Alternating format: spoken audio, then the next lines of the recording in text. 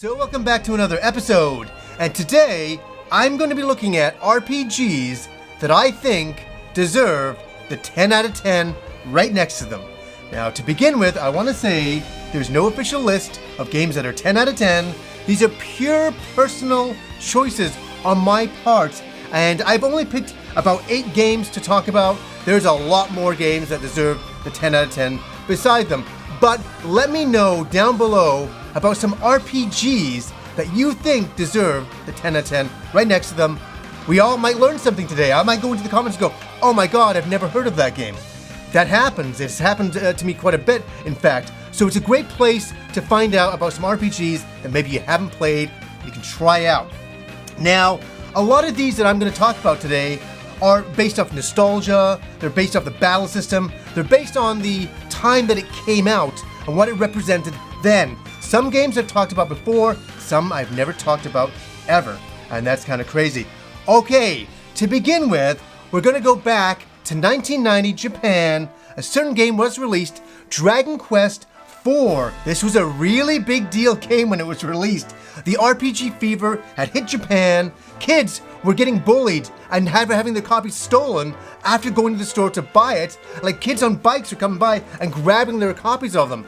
There was a fever in Japan for RPGs, and Dragon Quest was on top of the pile. It was the biggest game in Japan, and Nintendo really wanted Dragon Quest fever to hit North America, and it never really did, but they tried because they released Dragon Warrior 1, Dragon Warrior 2, Dragon Warrior 3, and then Dragon Warrior 4. But it never was the big hit that they wanted, but in 1992, when they finally released Dragon Warrior 4, I bought a copy, and I'm going to say something here. I believe it is the best RPG on the NES besides Final Fantasy I. This game is incredible, and the reason why is because of the multiple chapters. So every chapter, you start off with different characters, and you play it like their own story, and then at the end, all of those stories combine into one. All the characters meet up, and you go and defeat the common evil. But it was so cool to play these different storylines and have all these characters come together that it really made it special. Yes, it's pretty traditional Dragon Quest, and you're fighting a lot of monsters and you traverse the land. It was really awesome to have the wagon in there, and also they released the game on the DS. This is one of the best ways to play the game. Wonderful stuff. One of my favorite characters was Talon, and he was a merchant, and he ran a store in the game. This is one of the chapters.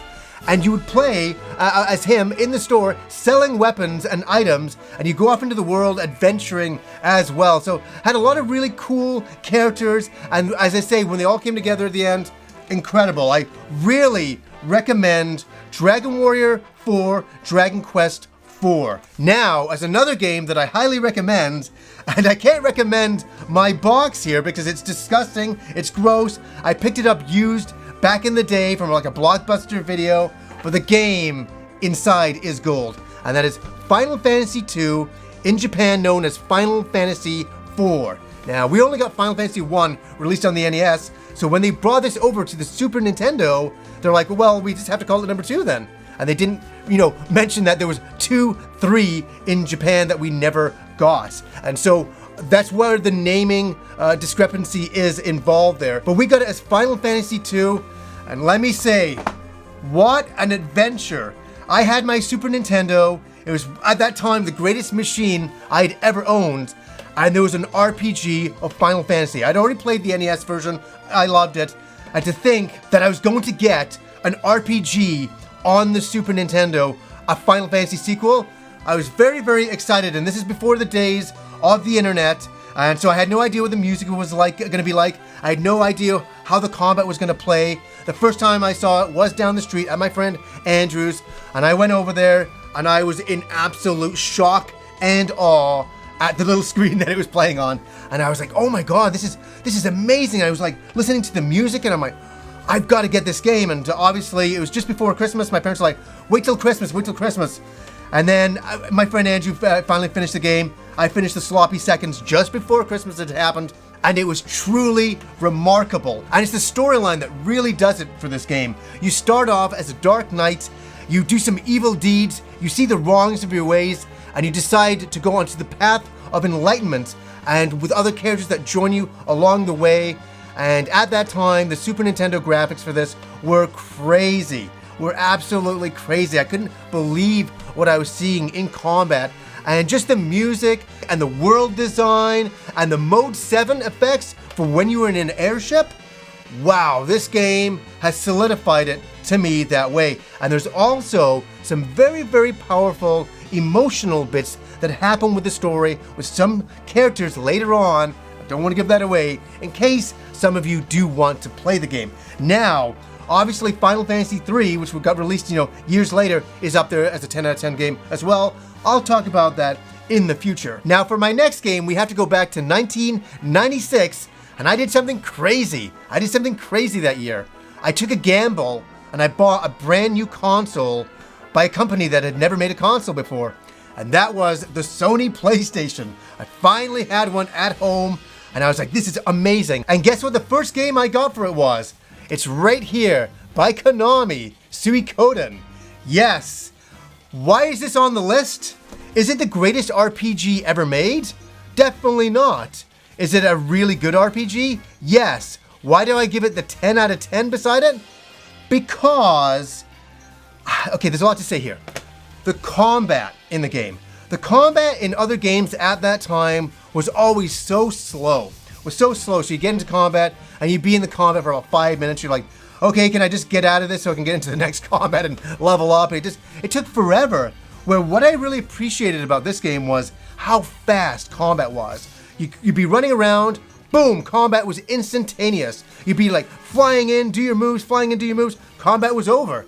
And it was so fulfilling. And not only that, the combat was really entertaining. And also what was entertaining was collecting all of the heroes in the game. And the music was excellent. And the graphics at the time were really nice. And for me, getting into the PlayStation, this was a hell of an RPG to get into. And I spent many late nights playing the game, getting involved in the storyline and the characters. And some very emotional moments happen with a certain character, and I'll just leave it at that, that really had an emotional impact on me, and I still think about and talk about to this day. I was talking about it to Game Dave when I met up with him in Philadelphia years ago, and we were talking about the emotion of the game and how it's kind of unexpected. And now, is the second game better? Is it a better RPG?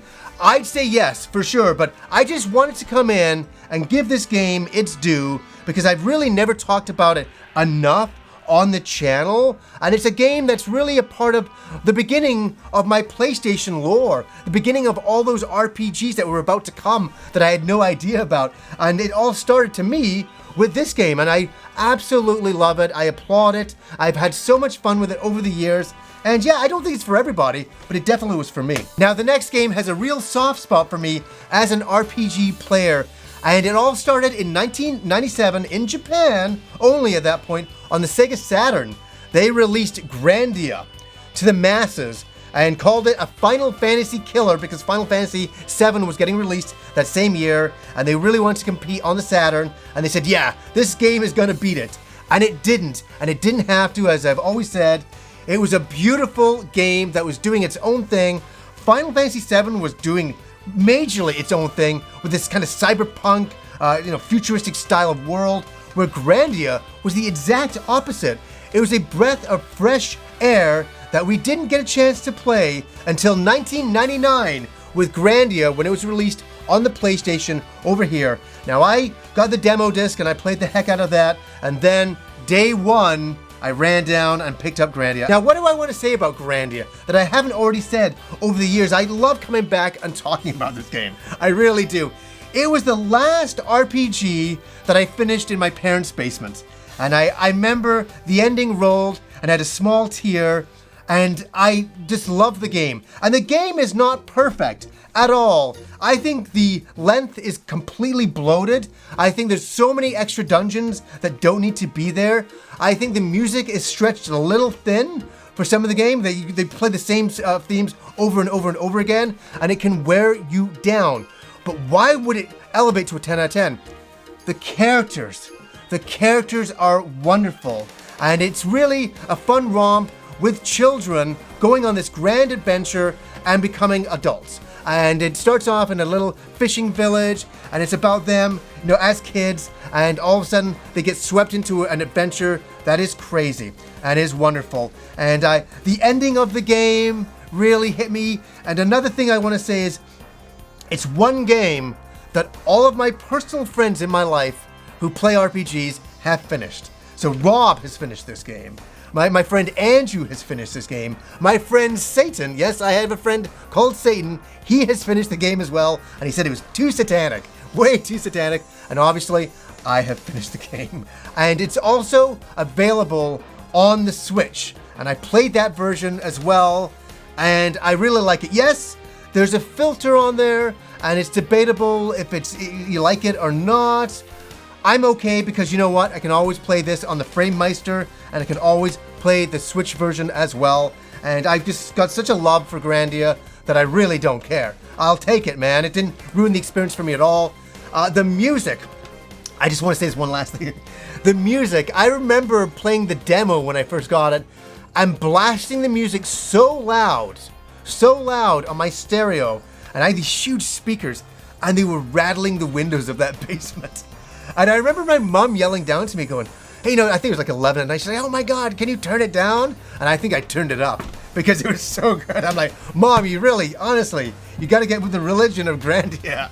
I will teach you for sure. Now, I have to mention this one. I've mentioned it a few times throughout what I've been talking about. This small game right here. Has this game been talked about to death over the years by everybody? Are some people sick and tired of hearing about it? Probably. Do I get sick of talking about it? No, because it's an interesting journey. And that is Final Fantasy VII right here, released in 1997. A time that I will never forget. A time in the internet history where there was no history. There was no internet. So I had magazines and I was looking at them and I couldn't download the latest trailers or anything like that. And me and my friends, I don't think we've ever been hyped for a game as much as this one. I don't think we ever will be again the same way. We're talking like years of hype waiting for this one game. And then that moment when I got the call from EB Games that the game had come in early, 2 days early. And I remember I woke up in bed, I was a little hungover, and I got the call that the game was in. I still to this day have never driven on the highway so fast. I don't recommend doing that, but I drove so fast to the store, to EB Games in Canada here, picked up my copy, came back, and did the game live up to that hype? Could any game live up to the hype? It did.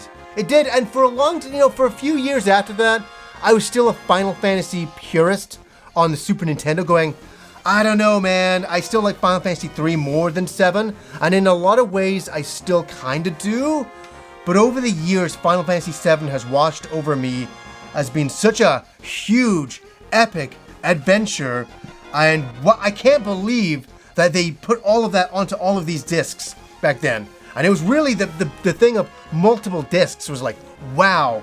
And you think if Final Fantasy VII had been released on CD-ROM for a Nintendo 64 at the time, it would have changed everything. But Nintendo wanted to do cartridge, and Square wanted to push the envelope, and they did. And they created such a remarkable game. And yes, we have remakes now. And some people like the remake, some people don't. I do like the remake, but I gotta say, I still love the original game because the whole game is in here. We have everything in here. It was such a gigantic adventure that could take you 100+ hours if you wanted to grind everything and find everything, fight all the weapons in the game. Extraordinary. And I'm still listening to the music to this day. Now I have to mention this game, a small game that came out on the Wii years ago, and when I first played it on the Wii, I wasn't really moved. I didn't really care for it too much because of the graphics. It wasn't high definition, and I was a little bit of a stickler back then. I was like, but what I did play back then, I liked for the storyline and for the mechanics of the game. But it wasn't until Xenoblade Chronicles Definitive Edition came out, you could pronounce it Xenoblade as well, came out, and I played this game, and I was like, this is extraordinary.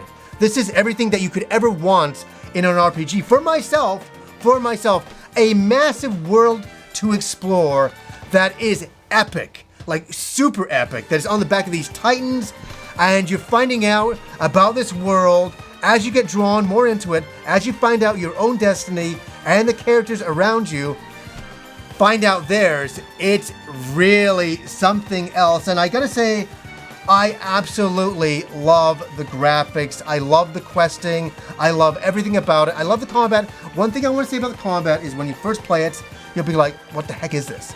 You know, what is with this combat? It will grow on you. It will get better. I definitely like this better than the second game.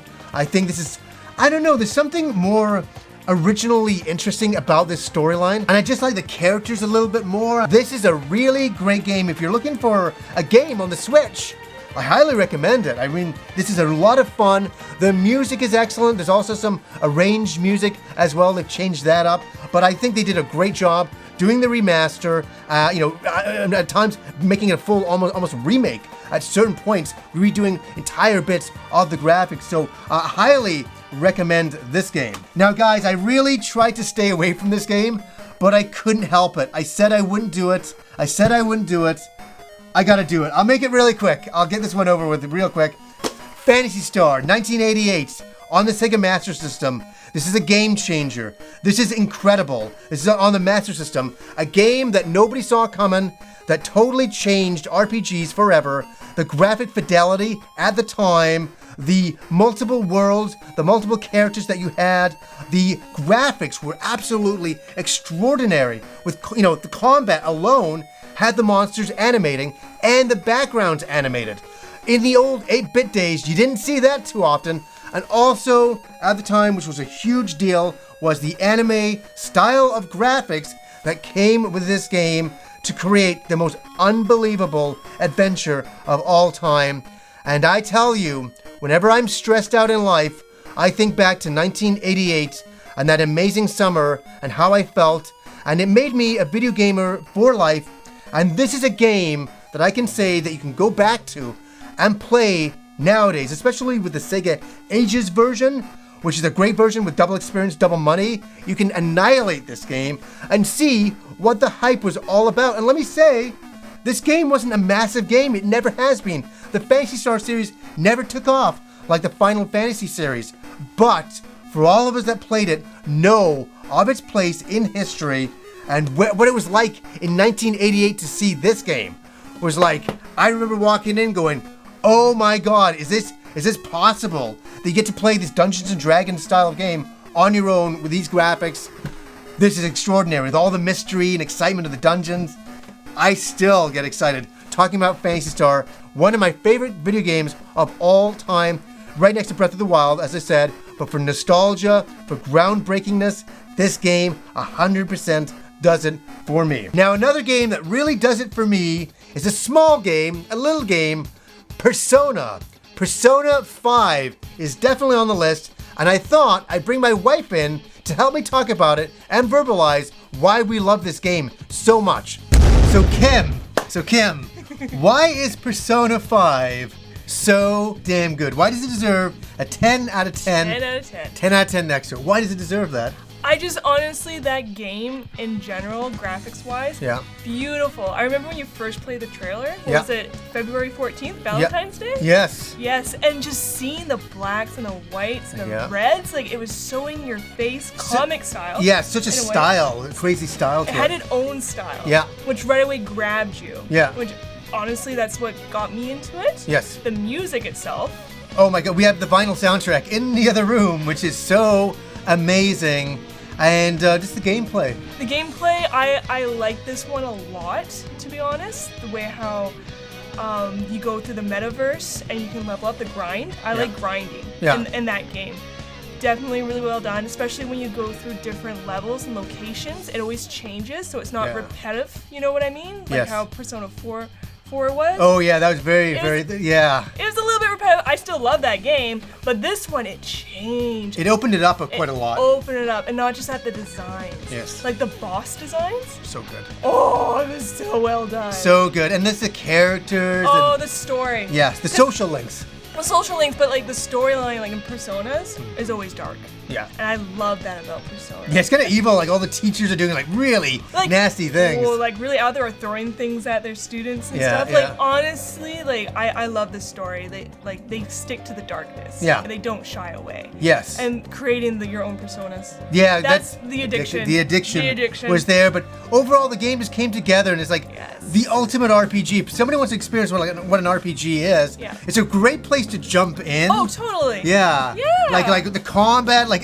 let me say there's some enemies that are a little bit weird and a little bit strange, but it's awesome. It's awesome. And Persona 5 was the best way to play the game for some time until Persona 5 Royal came out and introduced new characters, new scenarios, new music. This, if you haven't played it, is the best way to play Persona 5. It is the definitive version. So if you haven't jumped into Persona 5, jump in there. If you just have Persona 5, that's still good enough as well. Of course. You don't, for sure, but that is the best way to play it. So guys, I just wanted to come in and with Kim today and talk about some games that are 10 out of 10 games for me.